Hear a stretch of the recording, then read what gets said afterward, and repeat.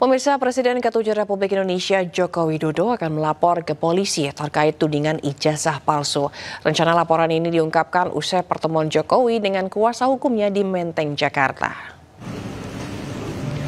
Sedikitnya 4 orang akan dilaporkan oleh Presiden ke-7 RI Joko Widodo atas tuduhan ijazah palsu.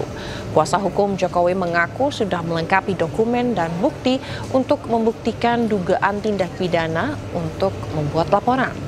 Namun rencana waktu pelaporan masih menunggu perintah Joko Widodo. Meski demikian, kuasa hukum Jokowi enggan menyebut siapakah 4 orang yang akan dilaporkan. Tentunya selama ini kami juga mengumpulkan bukti-bukti, kami mengumpulkan dokumen-dokumen sehubungan dengan permasalahan yang sedang ada di media. Mungkin yang paling khususnya terkait adanya tuduhan-tuduhan mengenai ijazah palsu Bapak. Jadi kami sebagai kuasa hukum tentunya harus laporkan perkembangan yang ada. Kami juga sudah hampir rampung, sudah di tahap finalisasi, sehingga mungkin dalam waktu dekat kami akan mengambil langkah-langkah hukum. Sejauh ini, sementara ini sih mungkin ada sekitar 4 orang yang kami sudah lengkapi semua dokumen dan bukti-bukti pendukungnya, yang kami yakini juga, yang kami percaya bahwa ada dugaan tindak pidana di situ. Namun itu kan hanya sementara ya, mungkin nanti ada perkembangan lanjutan. Pengamat telematika Roy Suryo mengatakan ijazah Presiden ke-7 RI Joko Widodo yang viral di media sosial palsu. Sementara itu Ketua Umum Solidaritas Merah Putih Sylvester Matutina menyebut pernyataan Roy Suryo terlalu dini dan patut dipertanyakan. Berikut cuplikan program Rakyat Bersuara yang dipandu Aiman Wicaksono beberapa saat lalu. Siapa yang bikin pemalsuan ini? Nah, itu nanti harus dibuktikan. Udah ada buktinya. Lah ya, itu yang harus dibuktikan. Anda mengurai ini semua. Gini. Siapa yang memalsukan ini? Itu nanti harus ketemu. Harus ketemu, betul. Tapi yang jelas ijazah ini tidak benar. Anda harus ngomong bahwa ini ijazah nggak benar atau palsu. Iya. Harus sudah membuktikan. Iya. Secara teknis kan? Benar-benar laboratorium forensik atau putusan pengadilan. Kalau ini, siapa yang bikin pemalsuan ini? Ya udah. Nah, kalau Anda udah bisa jawab itu, baru Anda bisa koar-koar. Setuju. Kalau yang ini jelas, belum tentu. Yang jelas ini yang bilang masih yang jelas sangat dini sekali. Oke. Ya, dasarnya jangan katanya mungkin katanya. Bukan katanya. Mungkin, ini resmi katanya. Gini. Gitu loh, katanya. Yang jelas gini, Mas. Terus pembuktiannya dilempar ke pihak lain. Jadi gini ya. Bukan pihak lain, saya juga membuktikan. Anda yakin menuduh ini palsu ya?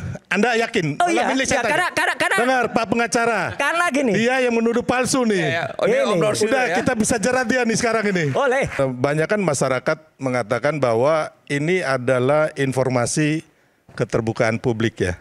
Semuanya mengatakan bahwa kenapa sih nggak dibuka. Tapi kita harus ingat bahwa sebenarnya informasi keterbukaan publik ini khususnya mengenai pribadi termasuk yang pendidikan itu dikecualikan.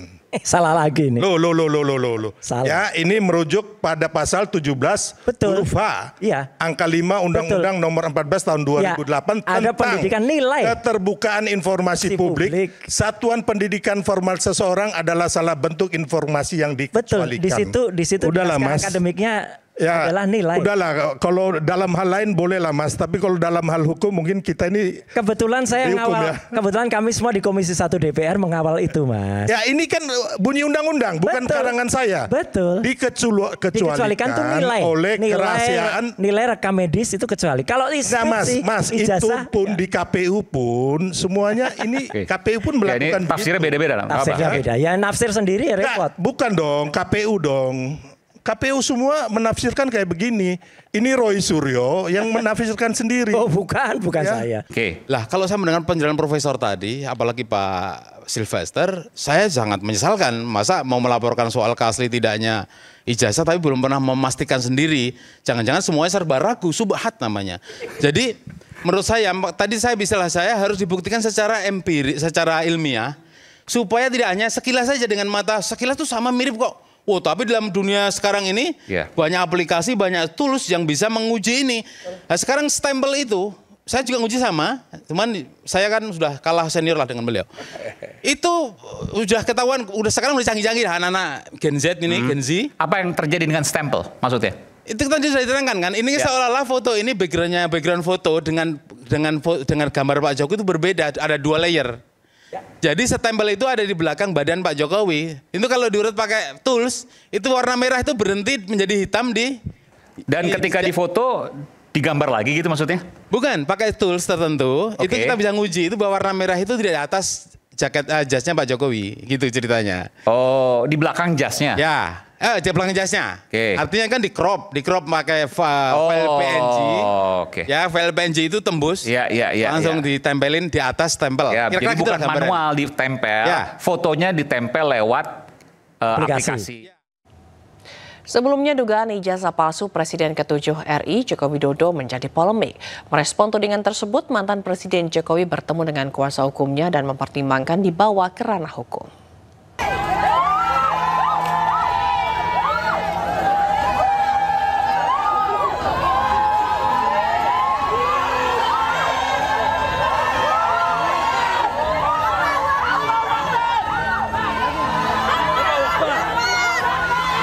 Puluhan warga dari tim pembela ulama dan aktivis berdemonstrasi di depan kediaman Presiden ke-7 Indonesia, Joko Widodo di Solo, Jawa Tengah, untuk mengklarifikasi keaslian ijazah mantan orang nomor 1 di Indonesia tersebut. Masa sempat bertahan di depan pintu masuk kediaman Joko Widodo, meski berbarengan dengan ratusan orang yang sedang antre untuk berfoto bersama Joko Widodo. Joko Widodo pun memberi kesempatan kepada perwakilan pendemo untuk berdialog di dalam rumahnya. Namun perwakilan pendemo menyebut tidak mendapatkan jawaban yang memuaskan.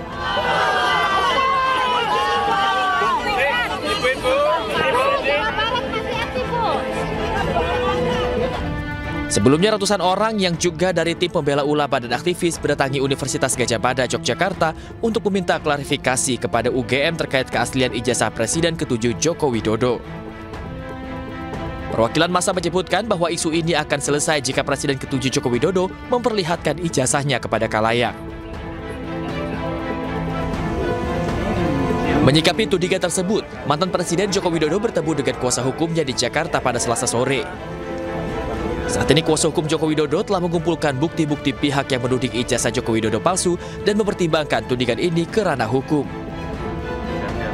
Sementara itu, dukungan untuk mantan Presiden Jokowi datang dari sejumlah pihak, salah satunya dari organisasi masyarakat Rampai Nusantara. Tudingan ijazah palsu tersebut merupakan isu yang didaur ulang oleh pihak-pihak tidak bertanggung jawab.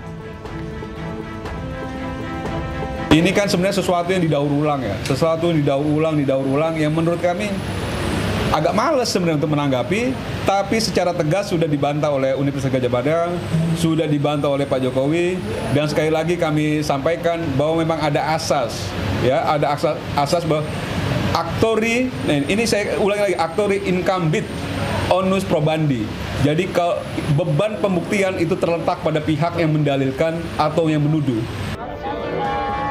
Sementara itu, Joko Widodo selalu menyampaikan dirinya benar-benar kuliah di Fakultas Kehutanan UGM dan ijazahnya resmi dikeluarkan oleh UGM dan sudah disampaikan tidak hanya sekali oleh rektor UGM hingga dekan.